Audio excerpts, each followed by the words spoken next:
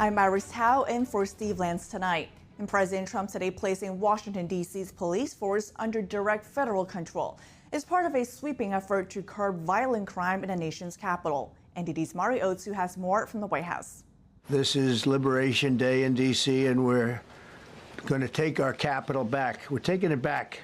In a packed briefing room today, President Trump announced he's officially placing the D.C. Metropolitan Police Department under direct federal control and sending 800 National Guardsmen to counter violent crime in the nation's capital. I understand a lot of you tend to be on the liberal side, but you don't want to get mugged and raped and shot and killed. You want to have safety in the streets, and you don't have that now. President Trump adds he may also deploy active duty military to address D.C. crime if it's needed. At the briefing, the White House gave us this fact sheet showing the 2024 murder rate per 100,000, with Washington, D.C.'s rate almost double that of Bogota, the capital of Colombia. D.C. Mayor Muriel Bowser responded to President Trump's presser, citing numbers showing that D.C. crime rate has been coming down. I did not know that the request of MPD would be made. While the White House highlights that a D.C. police commander was suspended last month for allegedly manipulating crime data. Last week, the president directed federal law enforcement agencies to increase their presence in Washington for 7 days. And in this fact sheet, the White House shows us photos of criminals removed from D.C. streets this weekend. This man was arrested for carrying dangerous drugs, and another man for trying to sell narcotics and carrying a gun illegally.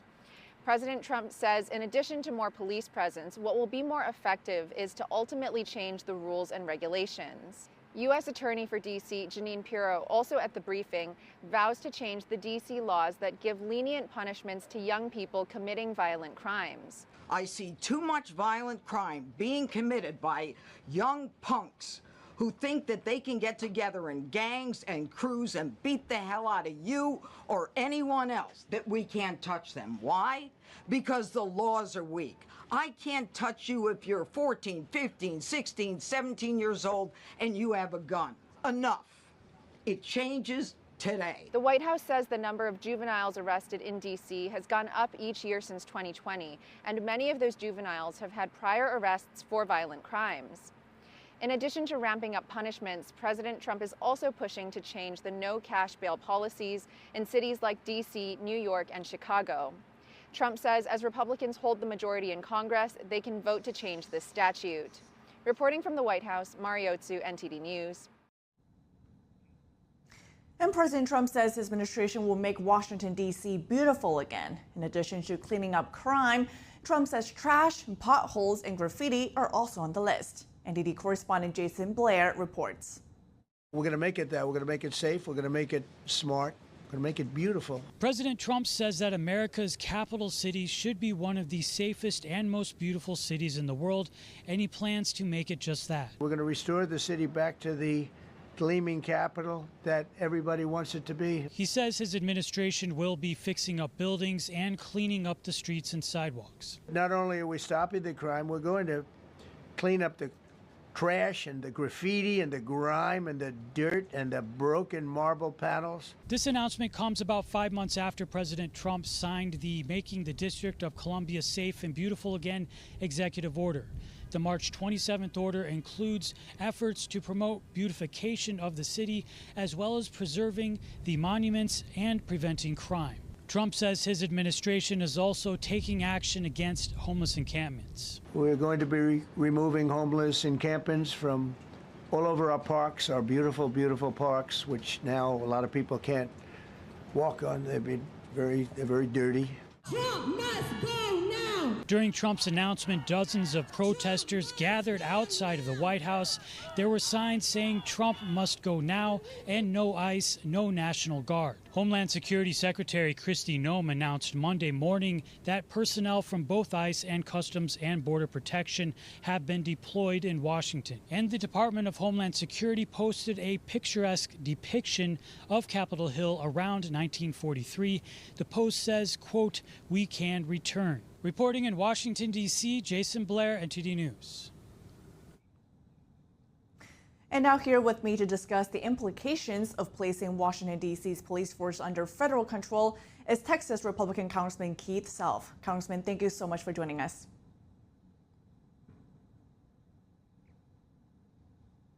So first, I want to start with President Trump's order today placing the police force in D.C. here under federal control, targeting violent crimes and also mentioning homelessness. So first, what is your reaction as someone who spends a lot of time here in D.C.?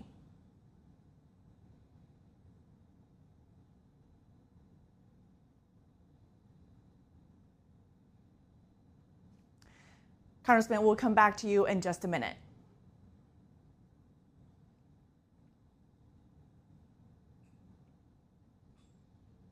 And right now for more stories.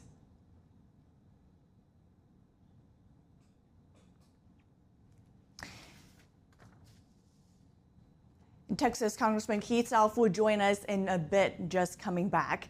And meanwhile, right now we're going to the next story about more domestic issues. Explosions at a U.S. steel plant near Pittsburgh today killed one person and injured at least 10 others. One person is still unaccounted for. Emergency services said a fire at the plant started this morning. The plant is considered the largest coating operation in North America. The facility is also one of 4 major U.S. steel plants in Pennsylvania that employs several thousand workers. Pennsylvania Governor Josh Shapiro said on X today that he and his wife were praying for the Clinton community.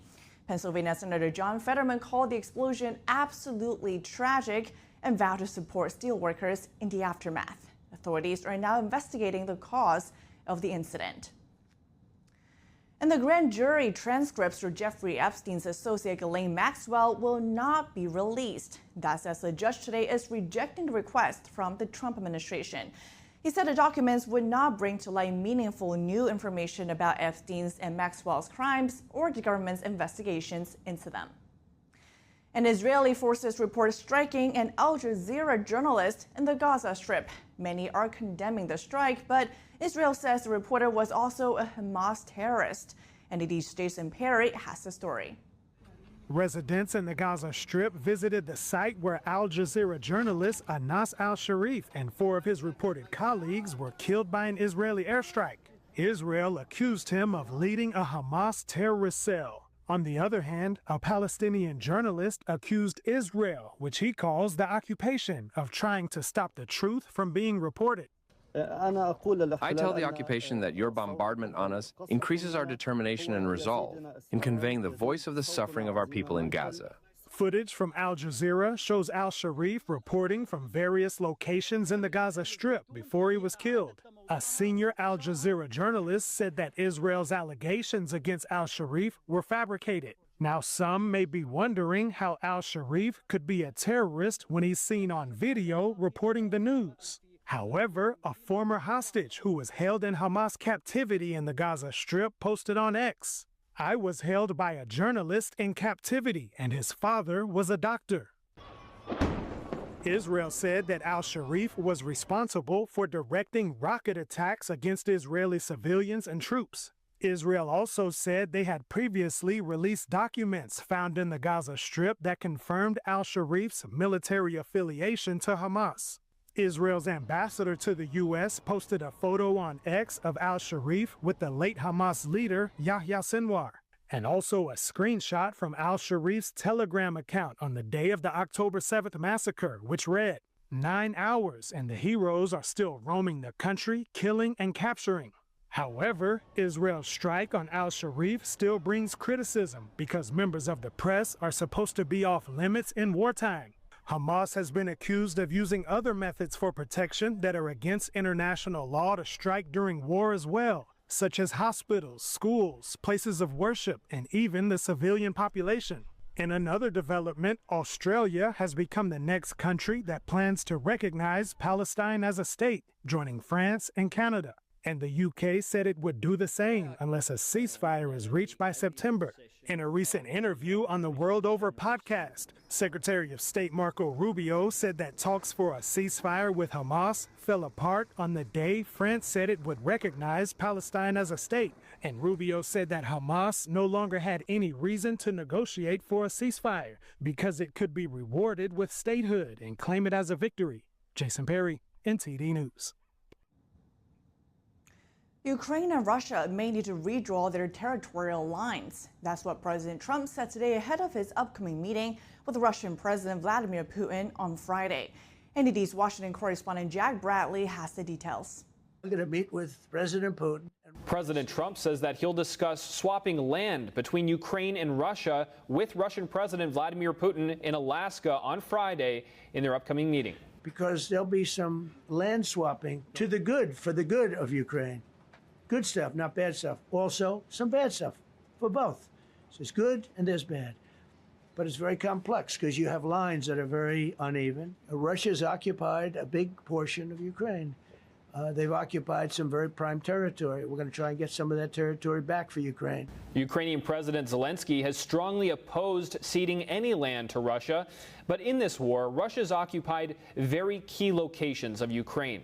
And Trump says that he was bothered by Zelensky's recent comments about the hurdles it would take to reach a deal. I was a little bothered by the fact that Zelensky was saying, well, I have to get constitutional approval. I mean, he's got approval to go into war and kill everybody, but he needs approval to do a land swap. In Friday's meeting, Trump says that he'll tell Putin that it's time to end the war with Ukraine and that he'll know within the first 2 minutes of meeting with Putin whether or not a deal can be reached. Following that, he said he'll call Ukrainian President Vladimir Zelensky and European allies to discuss the next steps and a potential meeting with Putin and Zelensky. The next meeting will be with Zelensky and Putin, or Zelensky and Putin and me. I'll be there if they need.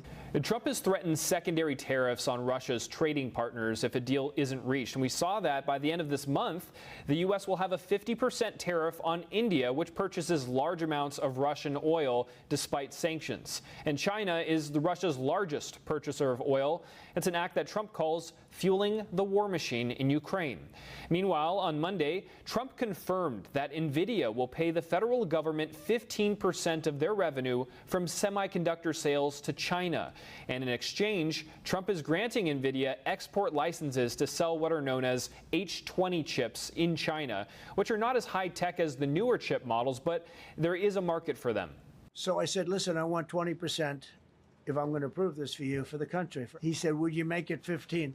Now, Trump added that he's not allowing NVIDIA to sell its most advanced Blackwell chip to China, but it's possible that that could happen in the future, as those discussions could likely come up as part of an overall trade deal with the U.S. and China. Reporting by Jack Bradley, NTD News.